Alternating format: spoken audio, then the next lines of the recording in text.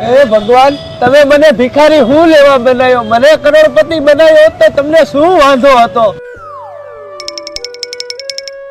હાલે ભાઈ 5 રૂપિયા, જા જીવી લે જિંદગી. 5 રૂપિયાની અડધી ચા નથી આવતી, એમાં હું જીવી લે જિંદગી? અરે ભાઈ આ 500 રૂપિયા. અરે ભાઈ, આ દુનિયામાં તારા જેવો દાનવી જ નથી કોઈ.